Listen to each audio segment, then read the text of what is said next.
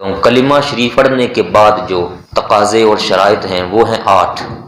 پہلا، علم، وہ بندہ یہ جان کر کہے، سمجھ کر کہے کہ لا الہ الا اللہ، وہ یہ جانتا ہو کہ معبود کوئی نہیں ہے، صرف اللہ تعالیٰ کی پاک ذات معبود ہے۔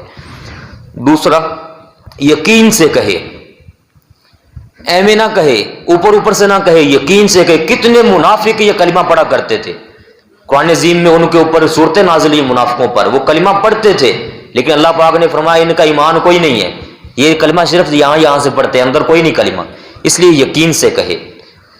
تیسری شرط ہے اخلاص ہونا چاہیے، اللہ تعالیٰ کی رضا کے لیے یہ کلمہ پڑھے۔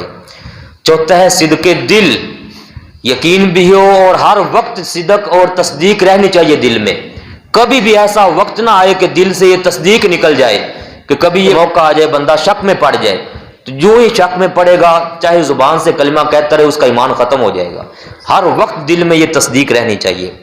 اور پانچواں ہے محبت دل، کہ جب یہ کلمہ پڑھ لے تو پھر اپنے دل کی دلی محبت اسی کلمہ شریف کے ساتھ لگائے رکھے۔ قرآن عظیم نے یہ فرمایا ہے ان الذین قالوا ربنا اللہ ثم استقاموا، پھر اس پر استقامت دکھانی ہے۔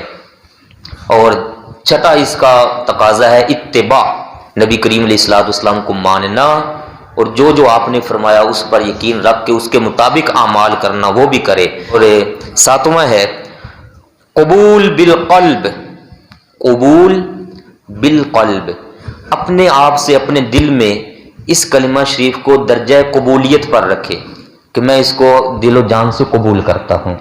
اور آٹھواں ہے طاغوت کا انکار، انکار طاغوت، یعنی کہ شیطان اور شیطانی جتنے بھی نظریے ہیں، شیطانی جتنے بھی پروپوگنڈے ہیں، ان سب کا انکار ہر وقت دل کے اندر رہنا چاہیے۔ جیسے یہ شروع میں ہے لا الہ الا اللہ، کوئی معبود نہیں ہے، یہ انکار ہر وقت بندے کے دل میں رہے، اور الا اللہ یہ اس بات یہ بھی ہر وقت دل میں رہے، تب جا کے وہ بندہ مومن ہے۔ اور اس کے ساتھ محمد رسول اللہ، اس پر میں نے شروع میں بات کر لی، دونوں چیزیں ہر وقت بندے کے دل میں رہنی چاہیے، تب جا کے وہ بندہ مومن ہوگا اور اس کے تقاضے پورے ہوں گے۔